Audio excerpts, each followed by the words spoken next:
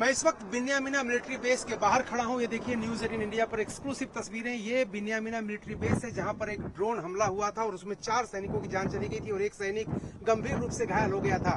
Drone attack Israel के लिए हमेशा परेशानी का सबब बने हुए हैं, लेकिन इस समय देखिए मिलिट्री बेस पर जो रिजर्व मिलिट्री मैन होते हैं उनकी ट्रेनिंग चल रही है, उनको बुलाया गया है। आप सैकड़ों की संख्या में कार देख सकते हैं, आर्मर्ड व्हीकल्स आप देख सकते हैं और वो मिलिट्री की ट्रेनिंग भी यहाँ पर चलती रहती है। तो आप देखिए ये पूरा मिलिट्री बेस है, यहाँ से लेके वहां तक आप देखिए एक टावर भी आपको दिखाई दे रहा है और यहीं पर एक ड्रोन आया था। हिजबुल्लाह ने उस ड्रोन को भेजा था और उसकी हमले में 4 सैनिकों की मौत हो गई थी।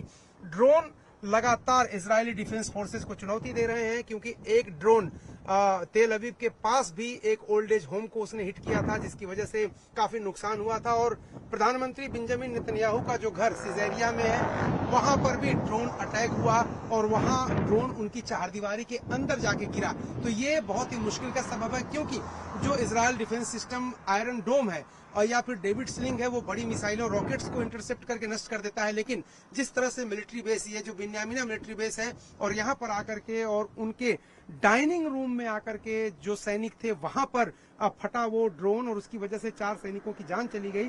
तो ड्रोन लगातार चुनौती दे रहे हैं, हिजबुल्लाह के ड्रोन लगातार चुनौती दे रहे हैं इजरायली डिफेंस फोर्सेस को, यहाँ की मिलिट्री को, जो इंटरसेप्ट करने में कुछ ड्रोन्स को नाकाम रही। हालांकि कुछ ड्रोन्स को उन्होंने मार भी दिया, हवा में नष्ट कर दिया, लेकिन कई ड्रोन उनके लिए मुश्किल का सबब बने और कई ड्रोन ने उनकी जान की हानि भी की है। प्रधानमंत्री के घर तक ड्रोन पहुंच गया और मिलिट्री बेस तक ड्रोन पहुंच जा रहे हैं। तो हमास और हिजबुल्लाह की ताकत भले कम हो जाए, लेकिन इजरायली डिफेंस फोर्सेस के लिए ड्रोन से जो हमला वो कर रहे हैं वो मुश्किल का और चुनौती का कारण लगातार बना हुआ है।